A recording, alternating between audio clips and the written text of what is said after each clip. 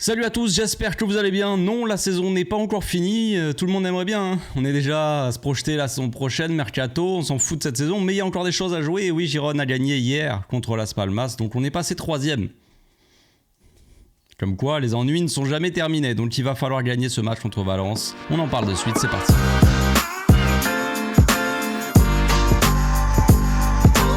Au passage, n'hésite pas à nous rejoindre si c'est pas encore fait et à partager la chaîne autour de toi, ça fera plaisir à tonton. Avant de démarrer cette magnifique vidéo, cette magnifique avant-match, je tiens à rappeler que, pour ceux qui ne savent pas, j'ai une chaîne secondaire, une chaîne gaming, les amis, on s'amuse comme des foufous. Non, ce soir j'ai un live, je fais un live FUT Champ, j'ai fait ma première partie hier, j'ai plutôt brillé, on peut dire comme ça, j'ai brillé, 9 victoires, 2 défaites, j'ai proposé un football alléchant, un football léché. Un football champagne tout simplement, du tiki-taka, du joga bonito.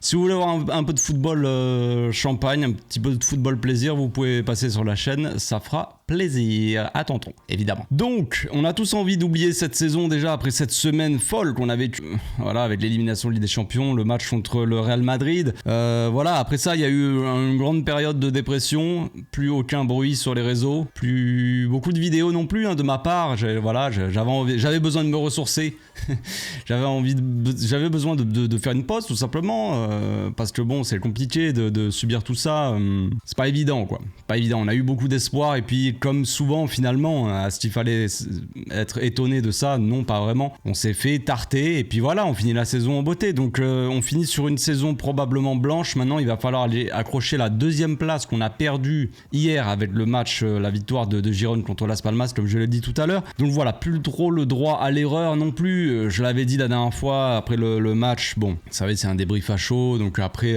la défaite contre le Real, tu dis c'est bon, c'est roue libre les gars, on fait n'importe quoi à la fin de la saison. On met tous les jeunes, on fait tourner, vas-y, on s'en fout complètement. L'objectif, évidemment, là, ce n'est pas de finir 6ème, les amis. Moi, je dis ça parce que voilà, j'en ai marre, ces façons de parler. Après, si on veut faire les choses sérieusement, il faut quand même jouer les choses à fond et les choses sérieusement jusqu'à la fin de la saison. C'était évident. Donc, la semaine dernière, on a perdu Frenkie sur blessure. Hein. Rappelons-nous, la cheville a été tordue. On a vu un Pedri un peu fatigué, soi-disant, d'après Xavi, il est à 100% pour le match de Valence demain. Donc est-ce qu'il sera titulaire ou pas? Je ne sais pas trop. Qu'est-ce qu'on va faire? On a le retour de Christensen en 6, donc on peut déjà se baser là-dessus. Après c'est la grande question, qui on met à côté de Christensen.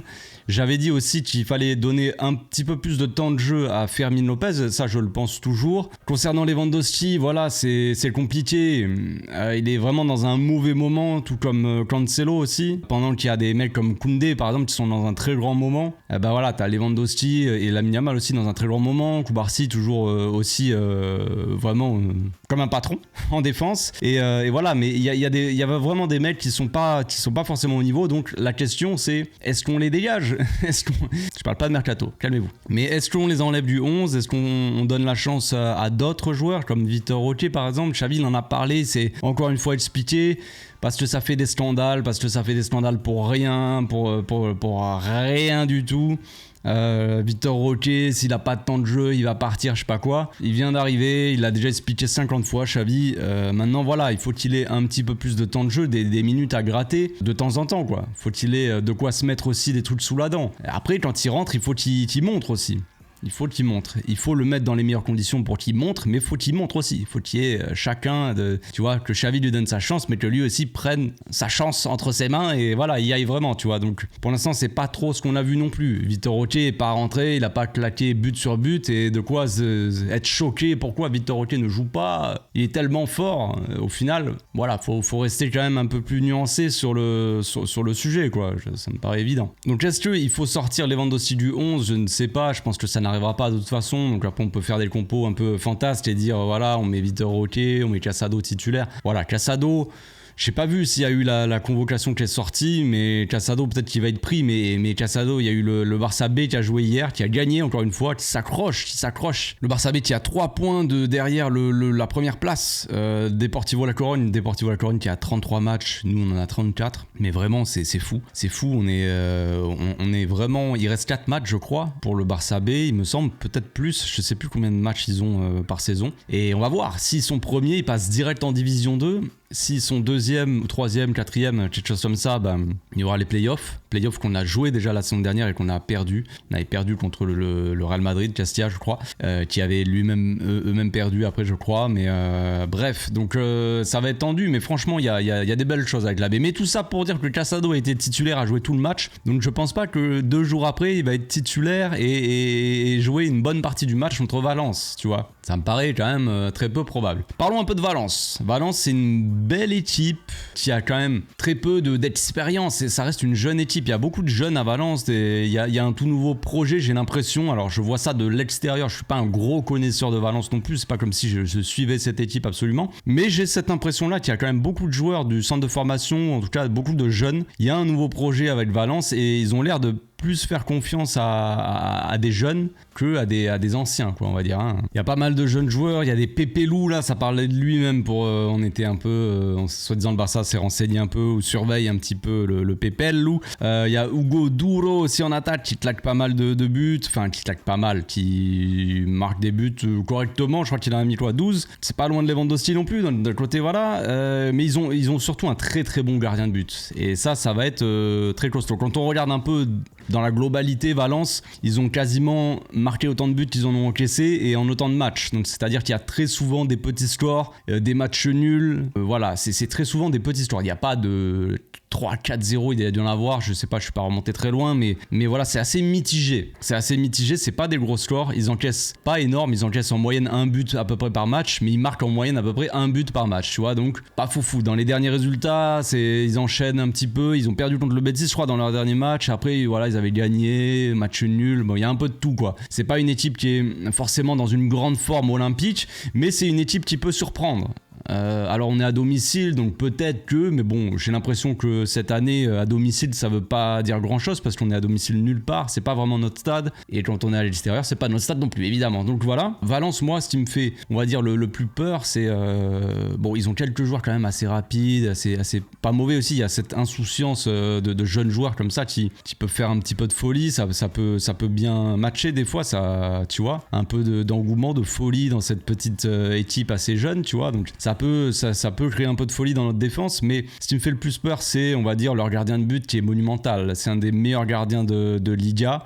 Quand on voit Ter Stegen, par exemple, et quand on voit, alors son nom, c'est Marshmadashvili, imprononçable. Ouais, son prénom, il est long comme mon bras. Et donc voilà, c'est un Géorgien de la famille Agvara. Les Géorgiens, j'ai l'impression, les gars, vous avez tous des noms quand même très compliqués à prononcer, enfin pour moi en tout cas. Mais c'est pas le sujet, on s'en fout. En tout cas, le gardien est monumental, énormément de parades. C'est un des gardiens qui fait le plus de parades, le plus de sauvetage, qui a le plus de réussite aussi dans ses arrêts, plus de buts évités, tout ça. Vraiment un gardien solide de Liga. Il a que 23 ans et oui, vous voyez où je veux en venir. Mais si jamais il fallait remplacer Ter Stegen, je pense que ce gars-là peut être vraiment une alternative très intéressante. C'est un jeune gardien, certes, pas un gardien très expérimenté, mais franchement très très bon.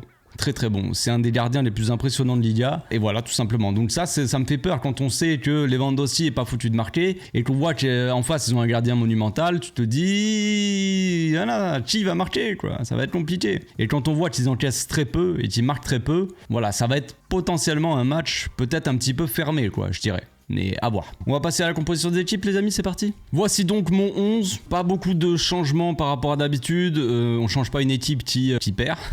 Non, en vrai, pour rester un petit peu sérieux, je pense qu'il n'y a pas grand chose à changer dans cette équipe. Évidemment, pour moi, Pedri, je le mettrai pas titulaire parce que je pense qu'il est un peu fatigué. Je pense qu'il faut qu'il monte en puissance, qu'il gagne un peu en rythme. Ça sert à rien de le mettre titulaire si c'est pour qu'il soit cramé au bout de la mi-temps, quoi, en fait, tout simplement. Donc je le ferai rentrer en cours de match. Je partirai avec un double pivot, Christensen-Gundogan. Alors Gundogan, c'est pas un mec que j'aime pas trop voir Gundogan trop bas, on va dire. Mais comme je l'ai dit en début de vidéo, et comme je l'ai dit dernièrement, j'ai envie de voir un petit peu plus Fermin Lopez. Je pense qu'il peut être décisif en termes de... je pense qu'il peut stater tout simplement. On a du mal à marquer des buts. Et je pense que Fermin Lopez, il l'a déjà démontré, mais dès qu'il joue, il se passe quelque chose. Souvent, il est bien placé. Souvent, il est attiré par le but. Souvent, il va marquer des buts. Si Lewandowski n'est pas capable de le faire et qu'il aime bien dézoner et être jamais dans la surface, eh ben Fermin il le fera lui, tout simplement. Donc en termes d'animation, là j'ai placé un peu les joueurs comme je le sentais, mais vous savez c'est un peu souvent la même chose. Cancelo qui va prendre le couloir, Rafinha qui va rentrer dans le demi-espace, Fermin qui sera dans le demi-espace aussi, Cancelo donc sur l'aile, un double pivot Gundogan, Christensen, avec un Gundogan qui montera un petit peu plus, qui sera un peu plus offensif, et une sorte de défense à 3 un peu asymétrique on va dire, avec un Koundé qui jouera un petit peu plus haut et quelque chose un peu comme ça quoi. De toute façon, c'est souvent un peu ce qu'on a, une équipe asymétrique. Koundé qui peut apporter son aide un petit peu de temps en temps. On sait que la relation, la connexion Fermin Lopez, Lamine Yamal, ça fonctionne très bien. On l'a vu quand Fermin il est rentré pour le Classico. On l'a vu durant la saison. On avait déjà testé Rafinha ici, dans le milieu intérieur droit à côté de Lamine, et ça ne fonctionnait pas trop. Ça ne fonctionnait pas trop parce que Rafinha, c'était ce gaucher qui rentrait dans l'axe et qui soit faisait des passes pour des centres, pour Lewandowski, pour le deuxième poteau, tu vois, soit qui tentait sa chance côté frappe. Et en fait, Lamine Yamal, je pense que les deux s'annulent un peu parce que je dirais pas qu'ils ont le même profil, mais les deux rentrent sur leur pied gauche et du coup, si Rafinha rentre sur son pied gauche, il va pas forcément jouer avec Lamine. Et on voit vraiment une grosse différence quand Rafinha est ici et Fermin est là. C'est que Fermin il combine vachement avec Lamine et souvent il prend la profondeur, il se propose et Lamine il a la solution. Soit il sert Fermin dans la profondeur, soit il va servir, je sais pas, s'il y a Christensen ou Gundogan, tu vois, qui monte un petit peu dans ce coin-là, il va trouver Gundogan à l'entrée de la surface, qui sera libéré parce que Fermin aura fait son appel, tu vois. Je pense que ça marche mieux comme ça, avec Fermin là, surtout que maintenant que Rafinha, on sait qu'il est plutôt bon dans ce rôle-là, à ce poste-là de d'ailier inversé, on va dire. Ailier qui rentre dans le demi-espace et qui a pas l'animation, il n'y a pas besoin d'animer ce couloir-là, d'aller provoquer, de dribbler, car de toute façon, c'est pas un joueur comme ça qui fait vraiment des différences par le dribble, on le sait. Donc voilà, maintenant j'espère que Cancelo sera en forme, j'espère que Cancelo sera pas défensivement cataclysmique comme il a été, sinon évidemment c'est rapide, c'est clair et net. Pour moi, je ferai rentrer Hector Fort qui n'est pas convoqué avec l'AB. Je pense que c'est assez logique. On a vu Marc Diou qui est rentré avec l'AB, qui a marqué, je crois, ce week-end. Casado qui joue avec l'AB. Voilà, c'est des joueurs qui sont un peu quand même encore avec l'AB. Hector Fort, non, parce qu'on n'a pas trop le choix. Si Koundé devait sortir parce qu'il se blesse, par exemple, on aurait Cancelo et Hector Fort. On a la possibilité de mettre Sergio Roberto en latéral droit, mais c'est pas fou. Mais après, il y a Marcos Alonso, tout ça, mais c'est pas fou non plus. Donc en fait, pour moi, hein, si Cancelo fait n'importe quoi comme il le fait sur les derniers matchs, eh ben avec plaisir, c'est avec plaisir que je mettrai Hector Fort, tu vois. Ça me paraît un peu improbable qu'il passe devant Cancelo, que demain il soit titulaire et Cancelo soit sur le banc, de toute façon. Mais après j'aimerais beaucoup voir Hector Fort un peu plus dans cette fin de saison. On a eu des rumeurs comme quoi Hector Fort voulait rester, se voyait au club la saison prochaine, parce que aussi Xavi reste au club, donc ce qui permet aussi aux jeunes de savoir qu'ils auront leur chance aussi, tu vois, de pas être dans l'inconnu, dans l'incertitude, parce que si c'est un coach qui arrive, un nouveau coach qui compte pas forcément sur lui ou quoi, tu sais pas de quoi ton futur sera fait, on va dire. En ayant Xavi en tant que coach, tu vois, et qui lui a déjà fait confiance, il sait que il aura peut-être sa chance, probablement même. Donc si Cancelo fait n'importe quoi, on a vu Hector Fort dans la saison, même si c'est pas un latéral gauche de formation, tout comme Cancelo, hein, c'est des latéraux droits qui savent jouer aussi à gauche. Il a déjà montré à gauche, il avait fait des bons matchs. Il a fait un bon match contre Bilbao, il fallait qu'il tienne Iñaki Williams ou Nico Williams, mais bref, il avait un des deux dessus quand même, c'est pas n'importe qui. Il avait fait un bon match aussi quand il avait joué contre l'Atlético Madrid, il me semble, il y a pas si longtemps que ça. Donc vraiment, Hector Fort, à chaque fois qu'on a eu besoin de lui,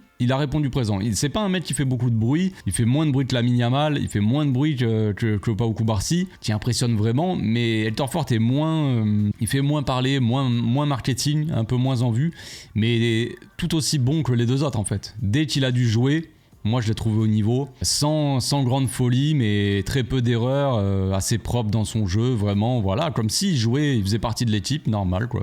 Et ça c'est quelque chose qu'il faut souligner, je trouve ça assez impressionnant. Bien sûr, en cours de match, je ferai quand même rentrer Vitor Roque, j'essaierai de donner des minutes à João Félix, à Vitor Roque, pourquoi pas aussi un peu à Inigo Martinez, pour essayer de faire souffler un peu les défenseurs. Casado, je sais pas, comme je l'ai dit, il a joué tout le match avec le Barça B il y a 2 jours, ça m'étonnerait qu'il joue là contre Valence, voilà. C'est dommage pour lui, mais la baie a vraiment besoin de Casado. Hein. Marquez l'a dit lui-même, il y a une équipe avec Casado et une équipe sans Casado, quoi. Voilà, c'est tout pour cet avant-match. J'espère que ça vous a plu. On se donne rendez-vous demain. Bon, ce soir pour ceux qui seront là pour le live gaming. Sinon, demain, live avant-match, 1 heure avant le match, comme d'habitude. Et puis après pour le débrief. Voilà, comme d'hab.